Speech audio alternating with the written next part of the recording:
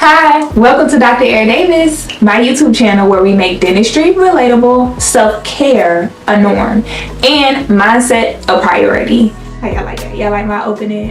And I'll be able to say it real quick soon, hopefully. I made that my intro because in this year of me creating content and divvying into different spaces like TikTok and Instagram, and now trying to be more committed to YouTube, I realized, like, what do I want to do? So many people, of course, tell you to niche down, only focus on dentistry, but dentistry is not me. I'm not defined by my profession. I'm just Aries. I strive to make dentistry relatable. I want patients and pre-dental students and whomever to come across my content, and when they see a dental related topic, it makes sense to them. On top of the fact that I am a Black woman, first generation college student who became a dentist, and my profession is extremely not diverse as many professions are. I want any other Black girl who's a pre-dental student or Black person to come across my content, see my journey, see that I'm not this super perfect straight A student, but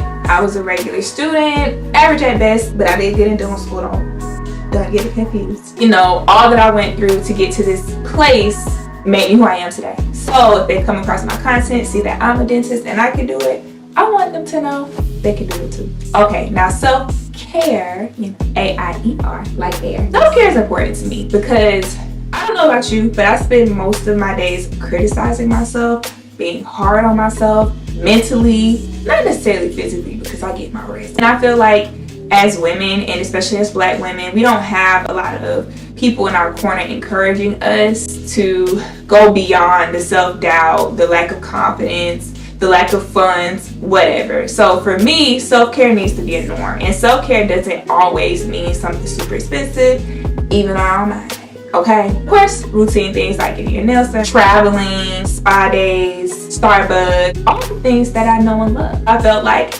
adding that to my platform would also allow me to be me. Lastly, making mindset a priority. I can't tell you the number of times I told myself I wouldn't be here. I wouldn't be a dentist. Hell, I wouldn't be a wife. I wouldn't be a lot of things that I am today. And still today, even as I go through residency, I struggle with my mindset. I have moments where I'm doubting myself, I'm doubting my intellect, I'm doubting my ability. I realized in this year that I've had to not only push myself to an uncomfortable space in creating content and really putting myself out there, but also seeing myself as a businesswoman, as an entrepreneur, trying different business ventures and things like that with my husband, that mindset is essential. If you have the mindset, it's the foundation to everything else you need. We're gonna make mindset a priority. Sometimes I'm gonna come on here and talk about just like being goal oriented, not only to minister to you, but to minister to me, because I've been needing to minister to myself daily. With all that said, that is why my what is it called? My intro is what it is. We're gonna make dentistry relatable, self-care a norm, and mindset a priority. Oh, I'm loving it. So in honor of Vlogmas, I'm going to try to post a video weekly. I know you're supposed to post it every day, but get real, I don't have time to do that. I'm gonna post on my shorts every day, but the video every day, not yet. And wonder, maybe next year. We're claiming Vlogmas 2023. Anywho, today we're gonna talk about some dental content. Alright, brush your teeth twice a day, every day, what you should be doing. Okay, but I'm gonna talk to you guys about how to become a periodontist. Now, first of all, I know if you're watching, you may be saying, what the hell is a periodontist? So let's break it down in general. Dentistry has several dental specialties, and a specialty is just like a specific topic of your field that you're focused on. For example, in medicine, specialties are OBGYN, dermatology, emergency medicine, things like that. So of course, another specialty you may be familiar with in dentistry is orthodontist, because you got braces or you had Invisalign, or an oral surgeon because you need your wisdom teeth out. There are also endodontists, which are dentists that specialize in root canals, prosthodontists, which are dentists that specialize in pretty much full mouth rehabs, crowns, things like that. But more importantly, a periodontist focuses on specializing in management of periodontal disease, and implant placement and microsurgery within the mouth. So that could be something like a gum graft, which we call a free gingival graft, or a connective tissue graft, to help deal with recession. It's a lot of different surgeries that I'm sure I'll get in my span of time on YouTube, but that's essentially what periodontists deal with. How to get there, why would you be referred to a periodontist, and what does our day-to-day look like? We'll talk about those three things. How to get there. First of all, any dental specialist, in order to become a specialist, has to be a general dentist first, meaning that you have to go to dental school. So for me, what my particular journey looked like, I went to undergrad at the University of Central Florida. Go Knights. Hopefully we win a game tonight. You never know, UCF. So there's an option too. And then you enter your specialty after obtaining your dental degree. Now, you don't have to go straight into a specialty program. You can go work for a couple of years. For me, I worked for a year because I did not match directly into my program following graduation. But you can apply, get in, and our specialty is a 3-year residency. Oh, I know y'all are like, what's wrong with this girl? Why is she going to school for 1,000,001 years? But to be honest, I always knew that I would specialize in dentistry. I thought I wanted to be an oral surgeon till I actually did an externship and realized that the scope was a lot more vast than I would like. I kind of want more of a work-life balance, which a lot of oral surgeons do have work-life balances. Maybe not in residency, but in real life. It didn't spark an interest in me. I did an externship, did not enjoy it. Was ready to go after day one. Phenomenal program, great program, produced great oral surgeons. It just wasn't for me, and I was content in that. And then I did an externship in periodontics, and I loved it. I was like, okay, this is my speed. This is what I can get with, and that's what I'm doing. I mentioned the match process. So for I'd say most dental specialties, you have to apply to match, similar to medical specialties where you have to rank programs based on where you like to go, and they rank you, and the algorithm places you where you're supposed to be. I applied during my last year in dental school, and I did not match, and I was devastated, which brings me back to mindset. In dental school, I wasn't a gunner, which is like a dental student who like wants to be perfect, top of the class, get all A's and everything. I wasn't that, but I was pretty on top of my stuff. Like, you know, there was kind of like silent competition, I feel like, amongst my classmates, at least the ones that cared. But as time went on and then COVID happened, just life, it's like, okay, it's really not that deep. So it didn't matter at the end of the day, but that's neither here nor there. Worked really hard in dental school, super duper involved. Applied thinking, oh yeah, I should match. You know, a little piece of me was like, maybe not, but for the most part, I felt like I was a really good applicant. I just think it was the plan for God. Like, it was God's plan for my life. Where I thought I should be wasn't necessarily where I needed to go at that time. And I realized that in that year of me working and realizing that, you know, I had been in this bubble of dental school for 4 years, so that's all that was important to me. You know, doing good in school, being a leader there, like I literally boxed out everything else, that I don't just care about dentistry. I don't just want to drive to work and come home, be in people's mouth and come home. I want to do more. I realized that literally after my first week of working, I was like excited to call my mom one day when I'm like, oh, I'm driving to work. Wow, I can't believe I really made it, after I told myself a million times I want to be a dentist. And then I was like, that's it. Like, the money, excellent, phenomenal. Not a super high stress job. Engaging with patients for the most part, because some of them aggravating as hell, but that's neither here nor there. Great too, but it just wasn't enough for me, and I knew I needed more.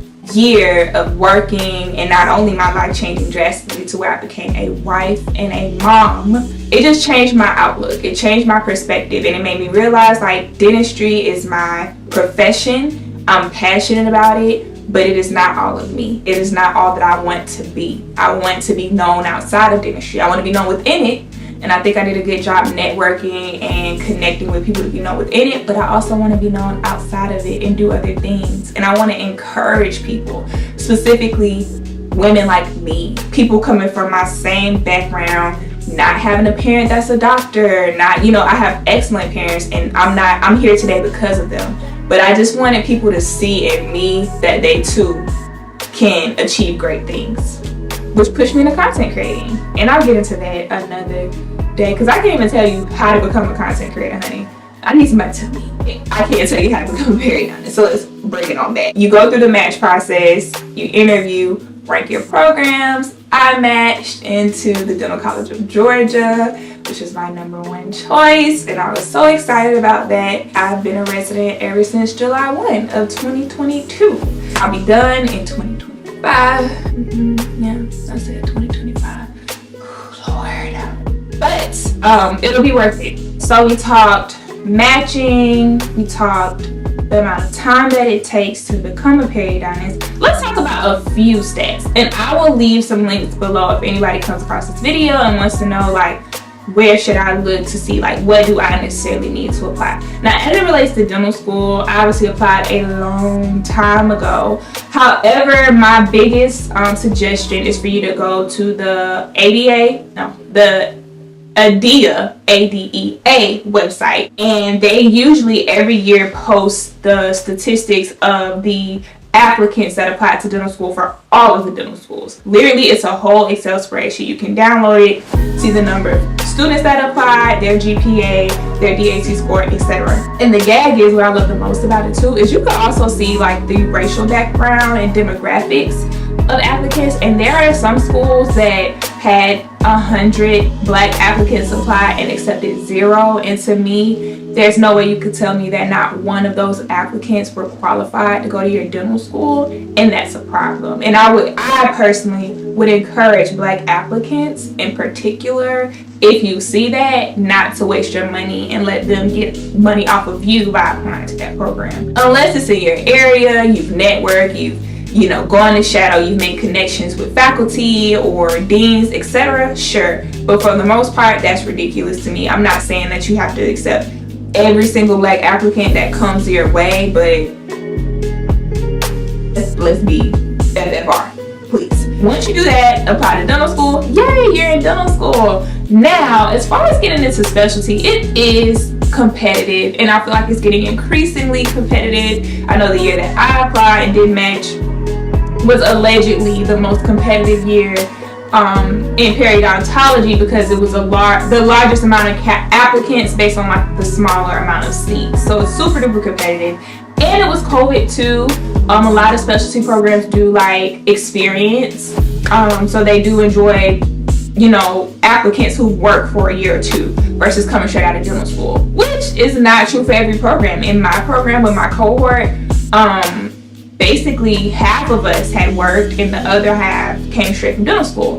The class that they just accepted, all of them have come in directly from dental school. It's really, to me, about the time that you're meant to be there. Of course, when you're in dental school, do your absolute best. Everybody that matched in my class wasn't a 4.0 dental student, this, that, and the third, but they're in their residency programs doing great things. So that's not like a dig to say like they aren't qualified. Obviously, we all graduated, completed our requirements, passed our licensing and board exams. That makes us very qualified. So I say that just to say, don't bog yourself down. Don't get caught up on being the absolute best, because I know for me in undergrad I wasn't, but I made it into dental school, killed dental school, and I didn't match the first time I applied, and that's okay. I didn't think it was okay, but it happened. Okay, I thought I was the worst person on earth, but we will talk about that another time. Okay, so then you apply from dental school, go to residency. Grades don't necessarily matter in residency. It's really about competency and your experience and your exposure. For example, in periodontics, how many implants will you place while you're there? How many soft tissue surgeries will you have? How many sinus lifts will you do? Things like that. For me, I guess I could say a wish, so hopefully I can come back and watch this. But my goal is I really want to be cold at treating traditional perio. And I know you're like, why do you want to be in smelly mouths all day? And trust me, they are smelly.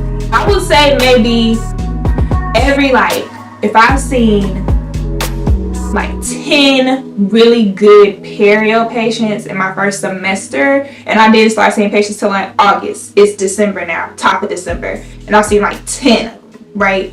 I would say maybe every 5 patients I'm like, woo, I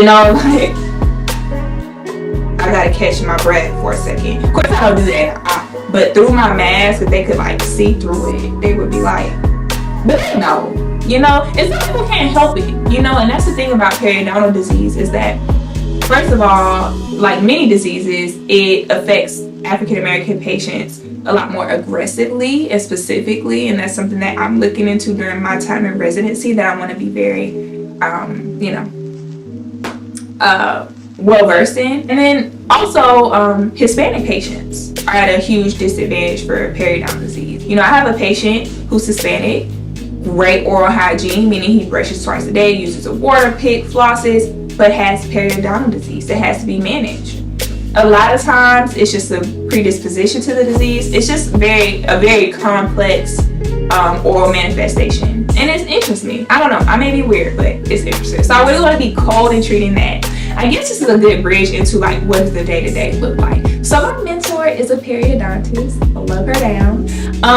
She only works, I want to say, half days on Monday, no Fridays. And then she works Tuesday, Wednesday, Thursday. I think at one point she was only working Tuesday, Wednesday, Thursday, but hey, I'll get there. Gets a lot of consultations, gets lots of referrals, which is something I love about being a specialist. You can't just walk up in here. Like, you can't just say, hey, I want a deep cleaning. No, baby, you have to be referred here. Love that. Love that, okay? That also means you have to build a network and a good relationship with referral docs. You have to do a good job treating patients so that they want to refer to you. It can look like implant placement from 1 to 6 to 10 to however many that you plan out. Just a lot of different surgeries. We work very closely with hygienists. I believe my mentor has, I think, 1 or 2 in her office, so excited about that. And yeah, that's what I do. And a lot, how can I miss this, of patient oral hygiene education. So really just asking them, first of all, what does your oral hygiene routine look like? Of course, a lot of times, and this is just a little to you patients that like to lie and be like, I brush twice a day and floss. No, you don't. And I can tell, okay? No judgment here. I'm gonna ask, I'm not gonna assume. And when you tell me, we'll talk about, techniques that I would like you to use, areas I would like you to pay attention to. Why don't you try this toothpaste? It has this and that, and this water flosser, it does this and that, that kind of thing. So, love that. Love the fact that I can build a relationship with patients. I don't have to just see them, say bye, and whatever. I can maintain them. I can educate them. I can treat their disease. I can do lots of things in my specialties. That is how to become a periodontist, what we do a little bit, some requirements, and yeah. If you guys have any comments, questions, or concerns, please leave them in the comments below. I'll put in the description box a link to the ADEA website, which stands for the American Dental Education Association. That's where people apply not only for dental school but also for residency.